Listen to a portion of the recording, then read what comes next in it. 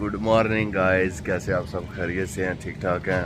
सुबह के बज रहे हैं 7:15 और रवानगी है लाहौर की तरफ। नेशनल आई हॉस्पिटल जाना है और आज आपको चिल करवाते हैं। तुसी क्यों हाथ बन रहे सब भाई जान? ते सुबह सुबह फिर जिस टाइम दिन का आगाज होना उस टाइम ही ब्लॉग का आगाज होना है ना करया करो। भाई करने लगे हैं जी नाश्ता और मैं ऑलरेडी करके आया हूँ आज, तो मेरा कोई मूड नहीं है। वैसे चस्का लगाने को थोड़ा थोड़ा तो दिल कर ही रहा है, लेकिन नहीं रह नहीं दे। वेले बंदे नूं भी ना कोई काम नहीं होंदा, या खा छड़ो तो या सौ छड़ो। सो ते पहला ही कप चाह का जिहड़ा ना वो कार्डीमम चले दी आज। ते खैर है तो ही है, लेकिन ब्रांड चेंज ना, मतलब शाप चेंज है। क्या हाल है भाई, ठीक हो? अल्लाह का शुक्र, ठीक ठाक।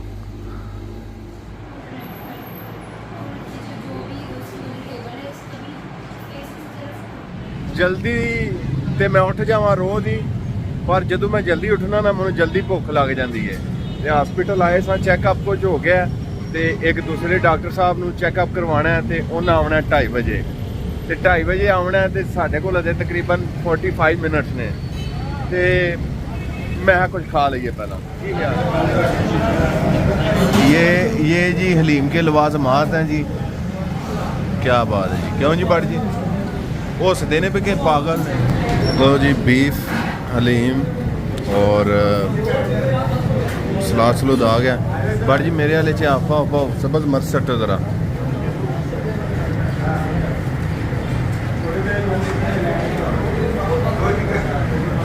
Very good.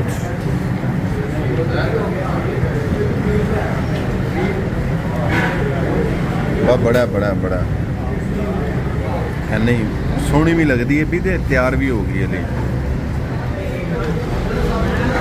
शुरू करो जी मोहन बाड़ी।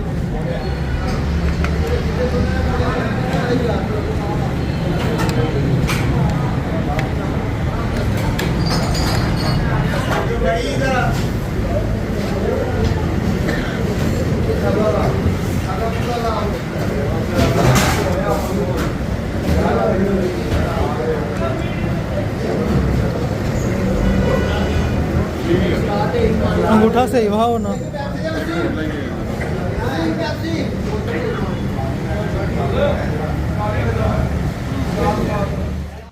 तो गाइज मैं आ गया वहाँ घर ते शावर ले लिया, तो मैं सोने की तैयारी करने लगा।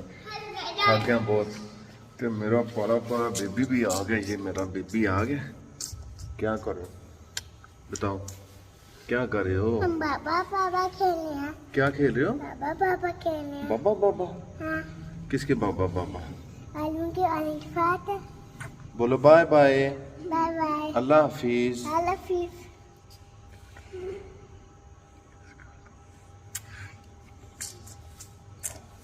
आप किसके बेटे हो? अब अलमाम अब्बा का।